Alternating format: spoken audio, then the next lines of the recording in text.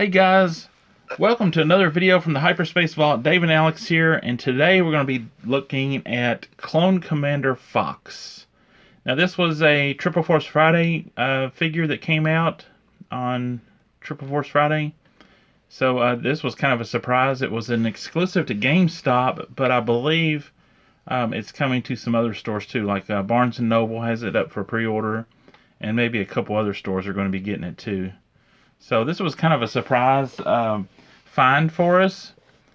We thought that these went pretty quick, and we thought it was going to be pretty rare, but we went to our local GameStop and they actually had two. So let's take a closer look at the packaging.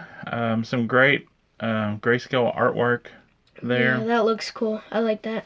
And the figure itself looks really good. It would be cool if they added the red on the grayscale image, just like the Battlefront Shock Trooper and the Battlefront 2 Inferno Squad agent figure. So there's no number since this is an exclusive, and this is going to read the Clone Commander Fox description. Clone Commander Fox. Commander Fox led the Coruscant Guard, an elite clone trooper unit assigned to serve as peacekeepers on the Galactic Republic capital. Alright, that was pretty cool.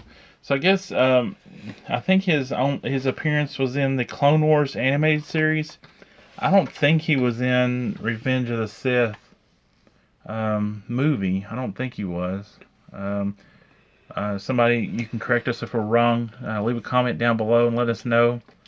But I think he was just in the animated series. So let's get him cracked open. So yeah, I can't wait to get this figure out of the box and see and feel all of it. And it looks like I've already noticed something. It looks like it has the same body mold and like leg mold and arm mold, like all this, except for the helmet. I feel like that's the same mold as the Captain Rex figure. It even has the same cloth except different colors. So let's take this out and get a closer look. Yeah, here is all the accessories, and actually there's another gun down there that you can't see in the packaging. So so he comes with 4 guns, so that's awesome. Yeah. Okay, we've got him free of the blister pack, and you can see here he comes with he comes with 2 rifles and 2 pistols, and it looks pretty good. Alex is going to go over these weapons. So first up is this big rifle here. I think it's supposed to be a sniper rifle in the in Star Wars lore. I think it's supposed to be some type of sniper, but it doesn't have a scope. So I think that's a scope that's detachable on the bottom, but not for the figure, just in the Star Wars lore. But that looks really cool. The paint, like the metal gloss that they put on it, that looks really cool. I really like that. Yeah, they did some dry brushing silver on these, and it looks really good. It gives them a real metallic look. So here we have this gun, and it's basically the E11 without a scope, but it's kind of like some people like to call it a pistol, even though it's a rifle, but yeah, it's kind of like the standard issue clone trooper weapon, I believe.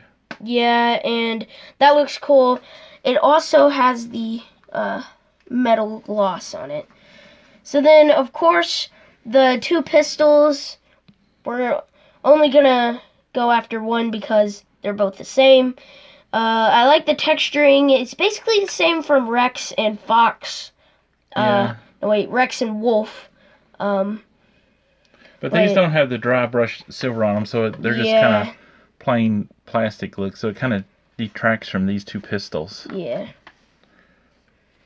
So nice assortment of weapons. I'm glad to see that this figure came with the extra weapons, and I believe these are the extra weapons that came with the Comic-Con exclusive Rex. I believe he came with these additional weapons in that fancy packaging and everything. So so first we're going to try and see how the pistols fit in the holsters. That one fits very nice. And the other one fits. The other one fits nice too, and they're nice and tight, so they're not going to fall out if you move this figure around. So that looks really good. Great quality. All right, so let's take a closer look at the figure. This figure looks really well done. I love the paint apps on this, the dirt look on it. It's not quite as much as Rex, I don't believe, but still very nice. And here's a closer look at that shoulder armor with that emblem on it, so that looks really cool. Now, as far as the helmet, the visor is a separate molded piece, but it's not movable. It's attached to the front of the helmet. So, yeah, I was really hoping it was movable, because the visor piece on the actual suit, on the actual character, it actually does go up on the actual helmet. So that would have been cool if it did go up, but then that little plastic piece right there would be hindering it to go up. Yeah. So. And then you have a little antenna on this side, which is flexible, like a rubbery plastic. Yeah. Now, as far as articulation, he has double jointed knees, which kind of hinder, the armor hinders it a little bit, as you can see there. Down on the ankle, he has a swivel and hinge. And moving up, the thighs do rotate side to side, and he has a abdominal crunch, and it is hindered by the utility belt there a little bit, and side to side movement. And the elbows are double jointed,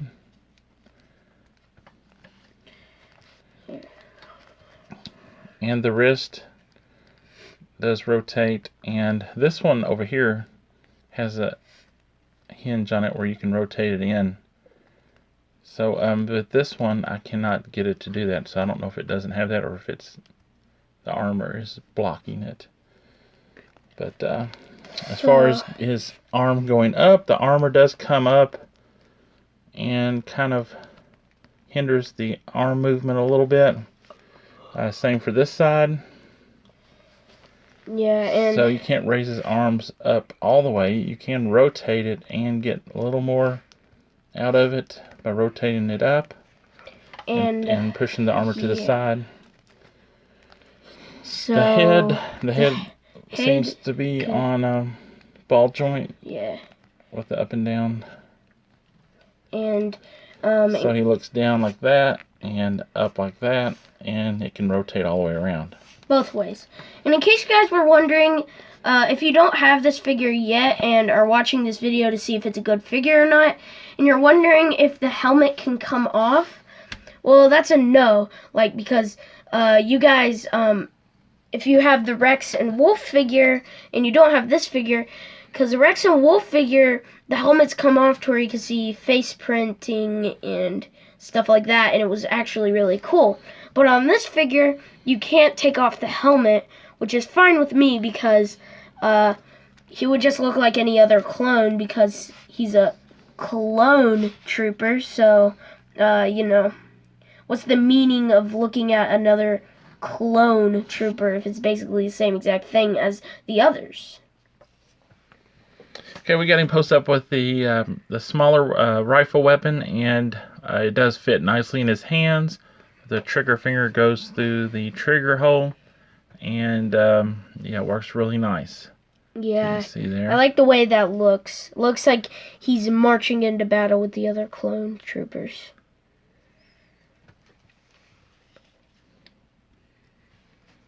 Okay, here we got him posed up with the larger rifle, and as you can see with the extra articulation in the arms and the wrist, you can get that rifle up pretty high on his shoulder.